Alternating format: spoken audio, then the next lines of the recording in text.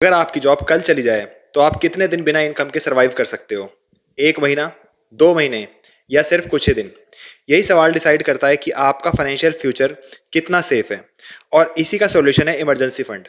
Emergency fund का मतलब होता है एक पैसा जो सिर्फ इमरजेंसी के लिए रखा हो। ध्यान रखना, ये इन्वेस्टमेंट नहीं है, ये आपका सेफ्टी नेट है। इमरजेंसी कब आ सकती है? कोई वार्निंग नहीं मिलती। जब लॉस हो सकता है, मेडिकल इमरजेंसी आ सकती है, घर में अचानक बड़ा खर्च आ सकता है।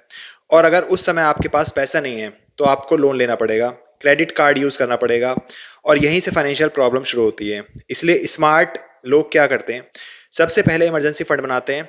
अब सवाल कितना फंड होना चाहिए? सिंपल रूल है, कम से कम 6 महीने के लिए खर्च करने के जितना आपके पास फंड होना चाहिए।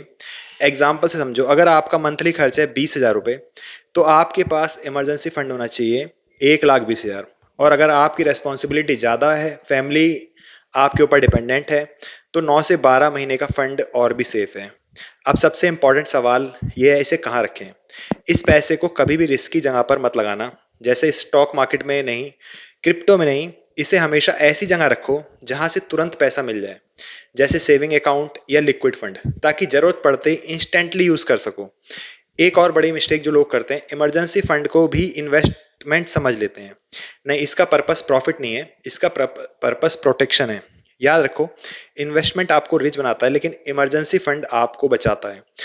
और अगर आपके पास इमरजेंसी फंड नहीं है तो आपका पूरा फाइनेंशियल प्लान रिस्क में है। इसलिए आज से स्टार्ट करो, छोटा अमाउंट ही सही, लेकिन धीरे धीरे अपना इमरजेंसी फंड बनाओ।